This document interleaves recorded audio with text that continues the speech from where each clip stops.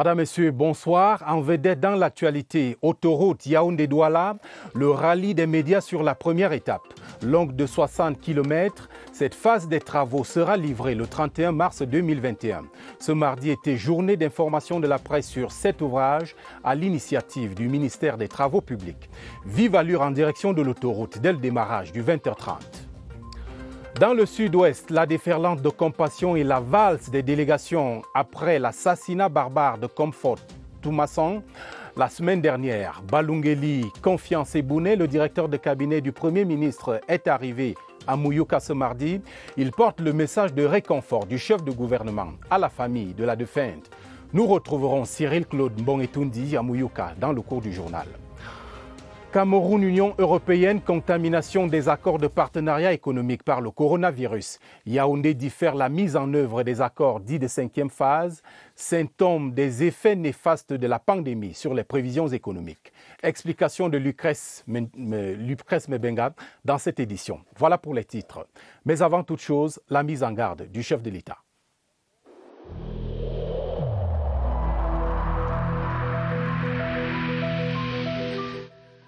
Le port du masque dans l'espace public restera obligatoire jusqu'à nouvel ordre.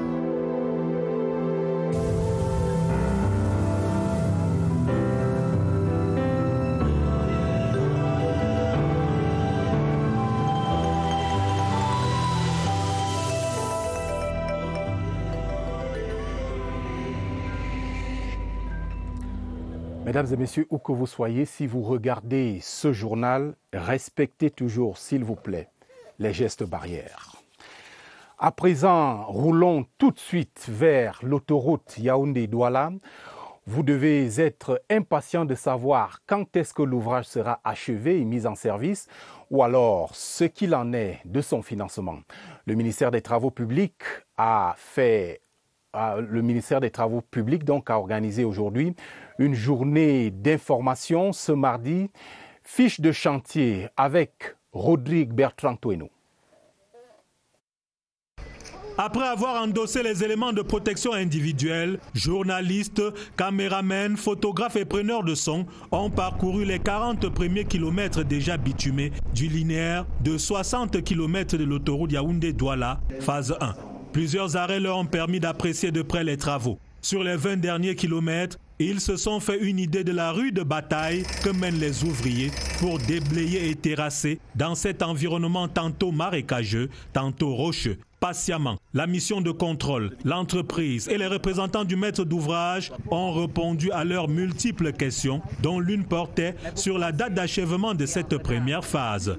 La date officielle d'achèvement est au 30 décembre 2020.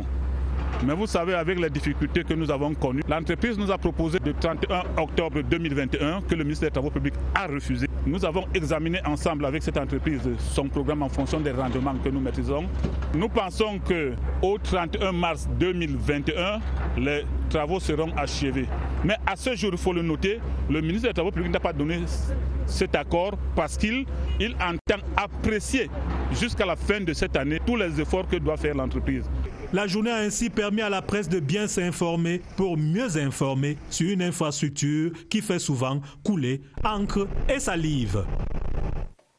Et toujours dans le domaine des transports, mais cette fois-ci dans l'aviation, le Cameroun mène une offensive diplomatique pour le poste de directeur général de l'Agence de la sécurité de la navigation aérienne en Afrique et à Madagascar.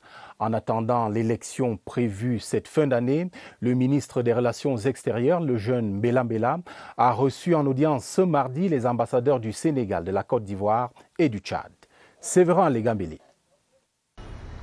3 audiences en une journée. Un dénominateur commun, la coopération bilatérale, la tenue des commissions mixtes entre le Cameroun et les pays amis dont les chefs des missions diplomatiques sont reçus. Une préoccupation digne d'intérêt tout de même, la candidature du Cameroun à l'élection à venir du directeur général de la SECNA. Nous sommes 2 pays frères. On va se concerter pour que nous partions en ordre serré à cette bataille. Il y a un point sur lequel nous revenons et que le ministre a abordé, c'est la rotation au sein des institutions internationales.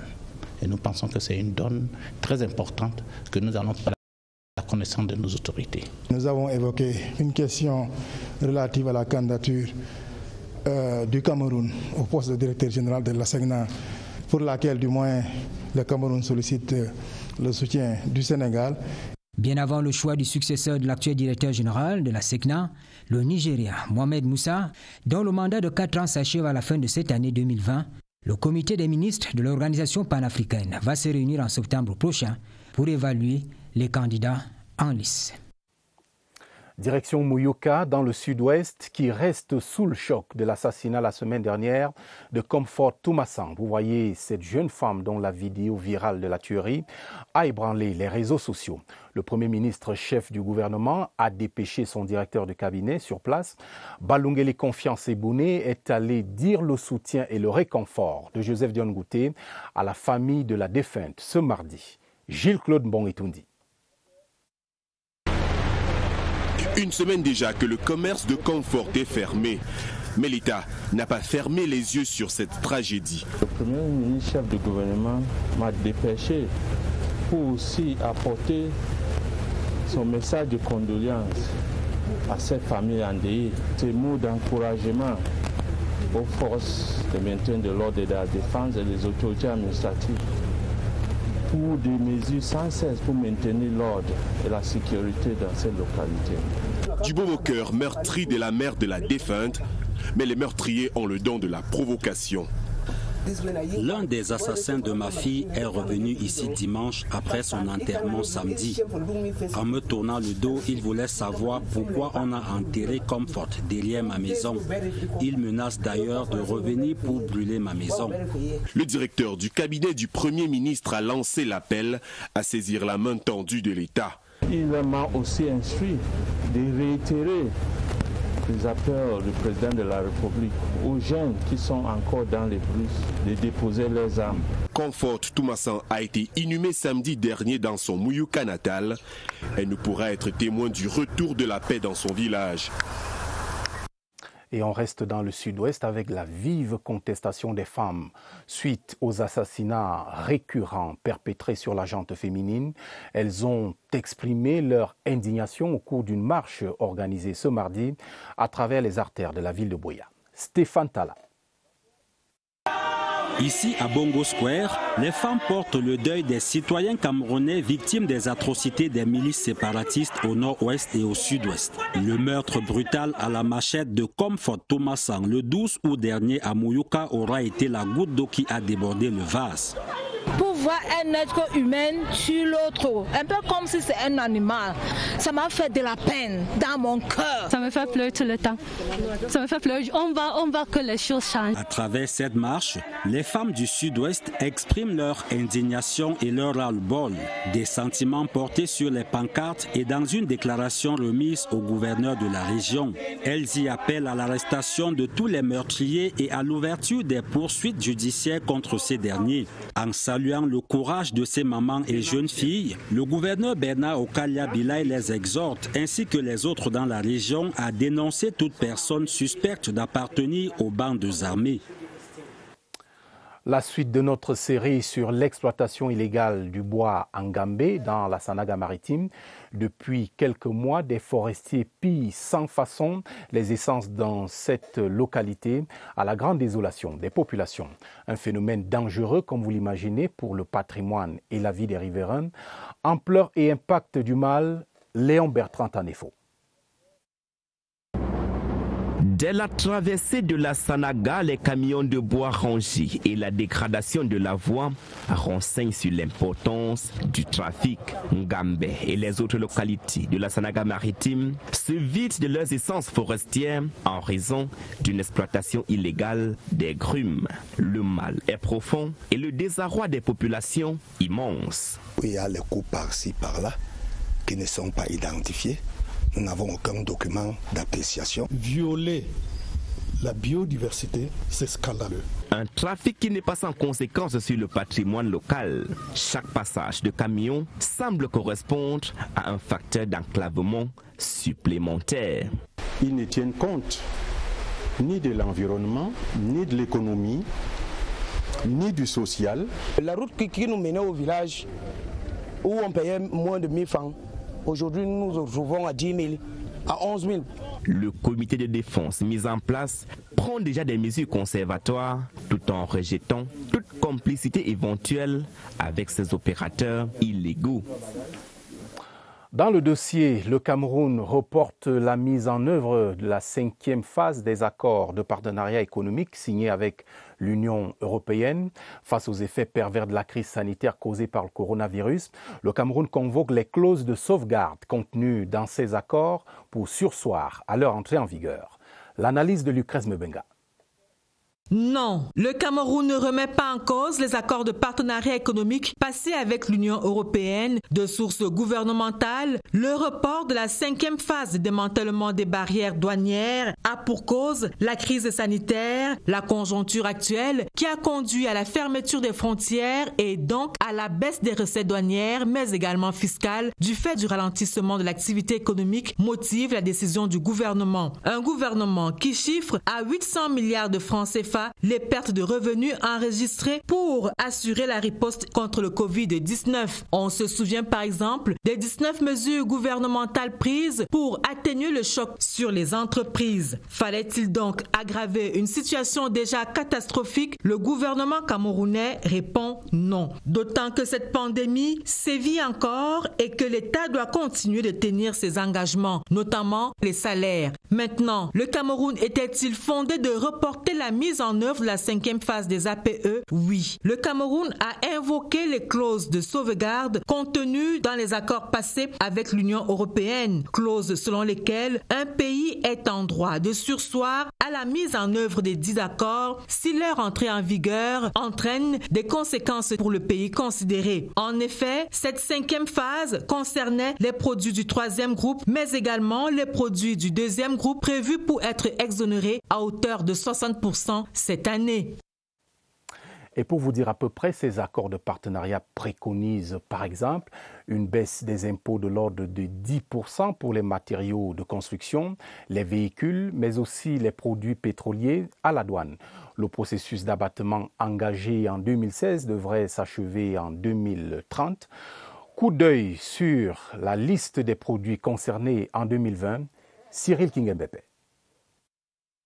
Le processus de démantèlement tarifaire des importations de l'Union européenne pour sa 5e année prend en compte les produits au rendement fiscal élevé. En tête de file, ce sont les véhicules de tourisme, de transport en commun et les gros porteurs. Dès que l'accord prend effet, une décote de 10% devrait y être appliquée chaque année. Si ça baisse, non seulement ça a un avantage sur moi qui importe les voitures, mais ça a aussi un avantage sur le consommateur. Forcément, le prix aussi à la source va baisser. Nos véhicules viennent de l'Europe. Viennent ensuite les motocyclettes. Les importateurs bénéficient de la même exonération, soit 10%. L'administration douanière signale en 3e groupe les carburants. De beaux jours sont annoncés pour les opérateurs. Construire une maison, pour ceux qui aiment les produits importés, devrait se faire avec moins de stress. Tous les types et marques de ciment du vieux continent vont connaître la même réduction au passage à la douane. Encore 10 années pour ces accords, dont le processus s'achève en 2030, soit 15 années après leur lancement en 2016. Dans l'immédiat, pas de vacances pour une centaine de cadres des services de l'Assemblée nationale. Les concernés suivent depuis ce mardi une formation visant la maîtrise du bilinguisme et l'outil informatique. Le premier vice-président de la Chambre, Hilarion Eton, a ouvert les travaux qui se tiennent à l'Institut africain d'informatique, centre d'excellence Paul Biya. Pulchéri Ati. Cette deuxième séquence de formation se situe dans le prolongement du programme annuel de renforcement des capacités des personnels de l'Assemblée nationale, initié par la hiérarchie de l'Auguste Chambre et implémenté par le secrétaire général. 2 modules, un module sur les pratiques de la rédaction administrative et en même temps l'initiation à la diplomatie parlementaire, au protocole et à l'organisation des cérémonies. La formation qui court jusqu'au 5 octobre 2020 est conduite par l'Institut africain d'informatique et le centre linguistique pilote de Yaoundé. Nous allons faire l'anglais général pour le parler et nous allons insister sur des faiblesses, par exemple la rédaction des rapports administratifs, la communication. L'initiative de la représentation nationale bénéficie du soutien de la Commission nationale de promotion du bilinguisme. Le bilinguisme est crucial dans ce pays et le chef de l'État y tient. Le premier vice-président de l'Assemblée nationale, l'honorable Hilarion Eton, a prescrit aux participants ponctualité afin que cette session de formation contribue à améliorer les performances de l'administration parlementaire. Prenons des nouvelles du ministère de la fonction publique et de la réforme administrative au lendemain de la découverte d'une pompe à insuline dans un carton de dossier et de la panique qui s'est ensuivie. Le travail a repris son cours normal, comme vous le verrez dans ce reportage de Catherine Toulo-Elanga. Des entrées timides mais rassurées à l'esplanade du ministère de la fonction publique ce mardi. Au lendemain de la grosse frayeur consécutive à la découverte d'un objet suspect, ce beeper d'insuline, tout est rentré dans l'ordre. L'évaluation que j'ai faite avec certaines structures, la visite que j'ai moi-même effectuée dans certaines autres, nous amène à réaliser que le taux d'assiduité en écho, n'est-ce pas, de l'appel que le ministre de la fonction publique et de la réforme administrative a lancé hier, a bel et bien été entendu par le personnel. Les arrivées sont systématiquement filtrées, un préalable avant tout accès.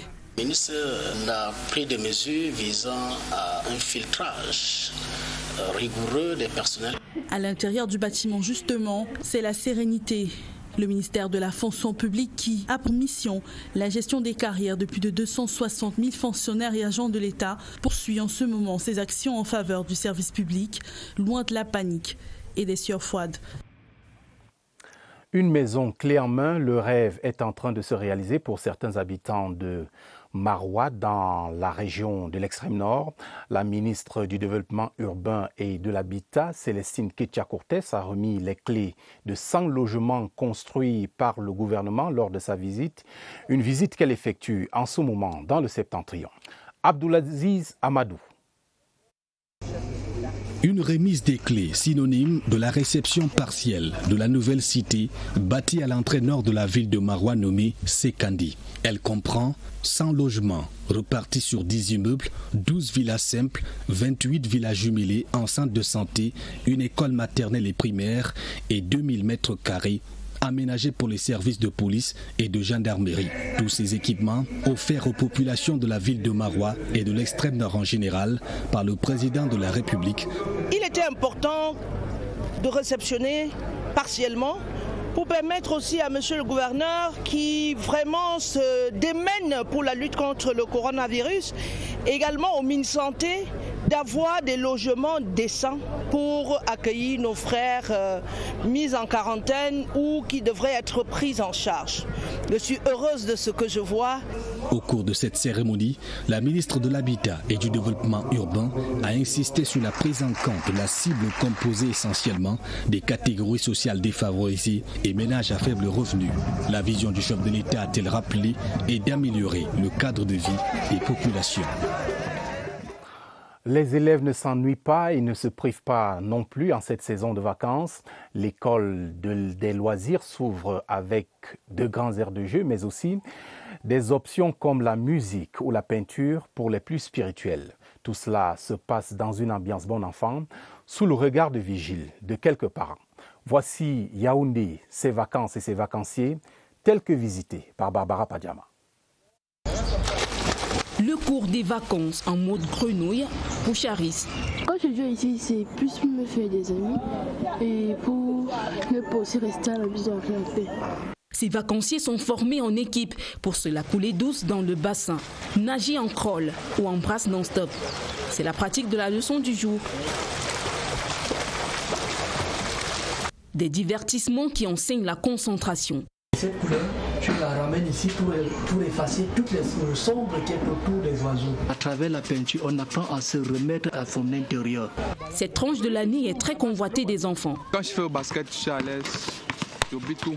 Nous avons le taekwondo, qui est un art martial. Nous avons le tennis, nous avons la peinture, nous avons la natation. le sport, mais aussi la musique.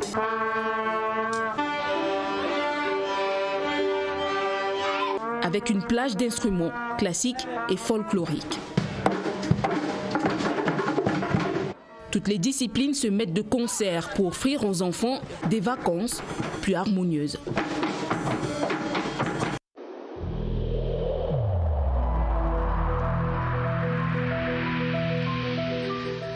N'oublions pas que la négligence d'une seule personne peut nuire gravement à l'ensemble de la communauté.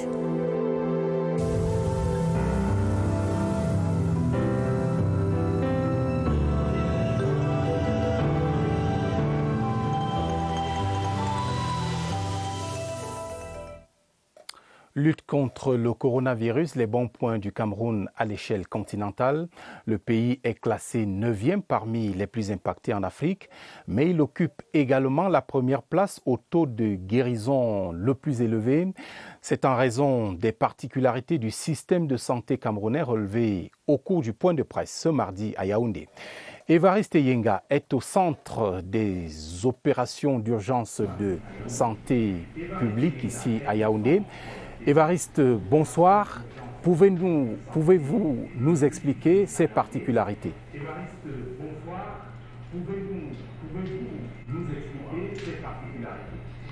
Bonsoir Romuald, il y a plusieurs particularités, on ne va pas peut-être toutes les égrener, mais vous pouvez voir, elles ont rapport avec ce ranking africain, ce classement des pays les plus touchés avec l'Afrique du Sud en tête, qui présente un peu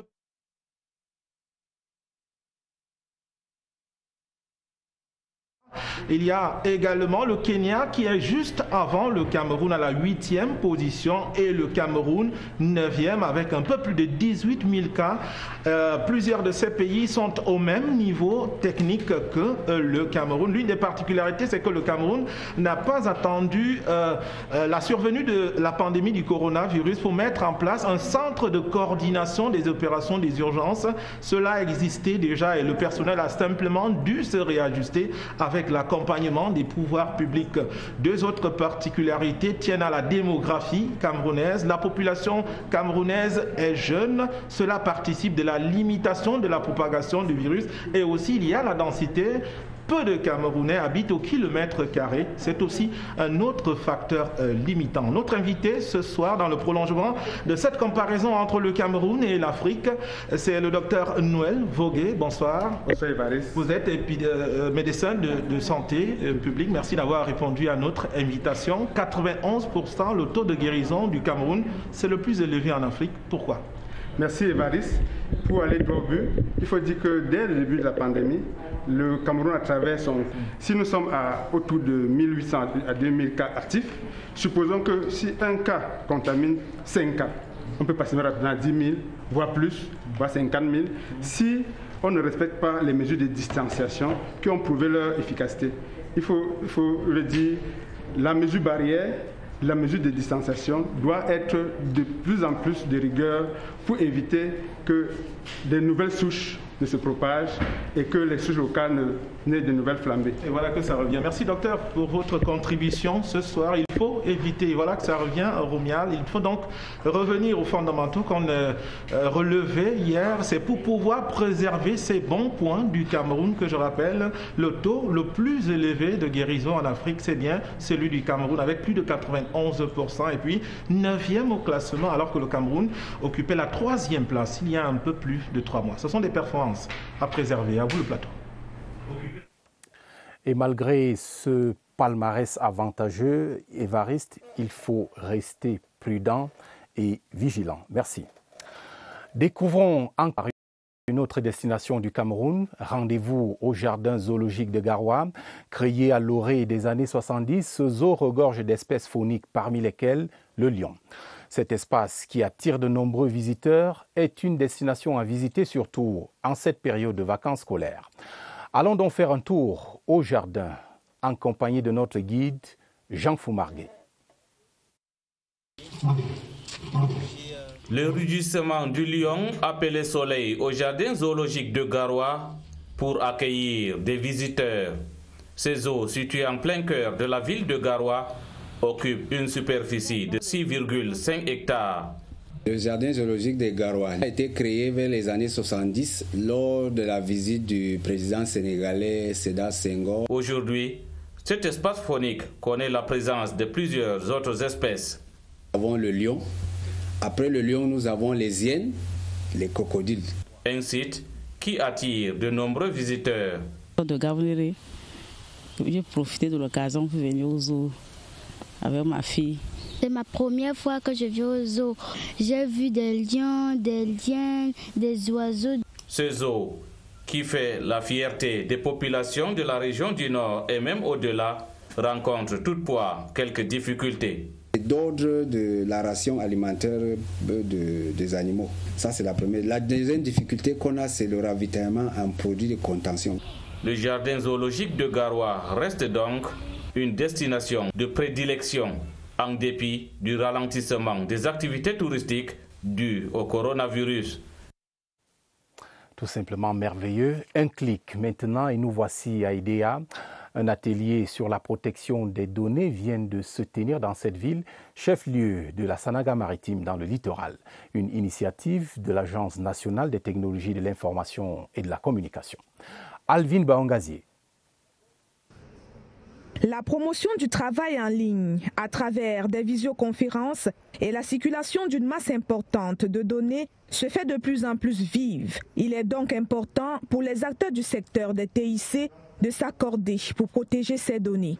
Il est question pour nous d'élaborer des stratégies qui vont permettre de sécuriser tous les secteurs. Les travaux en atelier ont permis aux administrateurs des plateformes locales de e-commerce et les hébergeurs de contenus locaux de trouver des réponses aux questions développées dans plusieurs sous-thèmes. C'est une thématique abordée, notamment les big data et les clouds, et comment nous pouvons aussi au niveau de l'antique sécuriser à travers les audits de sécurité certaines applications et solutions que nous considérons d'utilité publique. Au terme de 3 jours d'échanges et de partage d'expériences entre les différents acteurs, l'Antique s'est engagé à les accompagner techniquement dans la lutte contre la cybercriminalité et particulièrement la lutte contre la violation des données personnelles. Un mois à l'étranger, Mali, complication de la crise politique qui secoue le pays.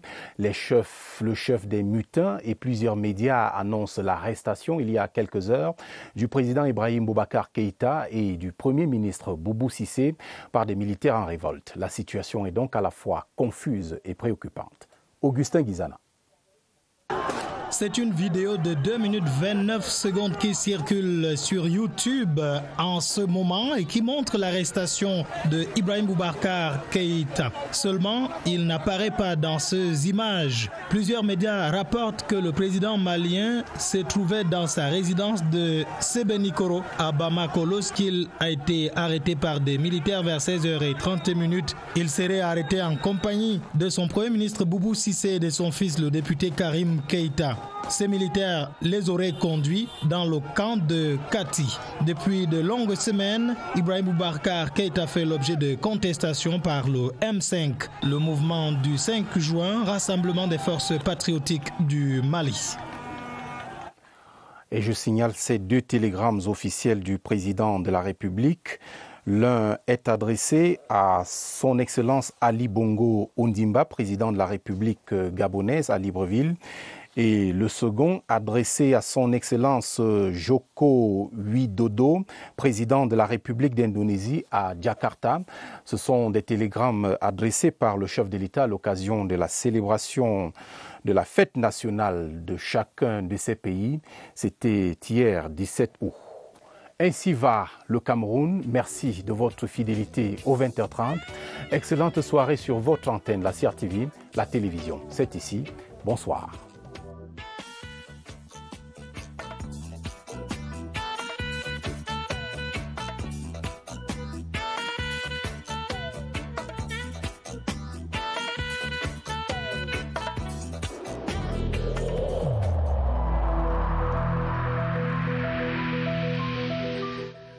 Il est essentiel que les mesures qui ont été indiquées soient absolument respectées par chacun de nous. Lavez-vous régulièrement les mains à l'eau et au savon ou à l'aide d'un gel hydroalcoolique. Restez à au moins 1 mètre de distance des autres personnes, surtout si elles toussent, éternuent ou ont de la fièvre. Si vous avez de la fièvre, de la toux ou des difficultés à respirer, consultez un médecin.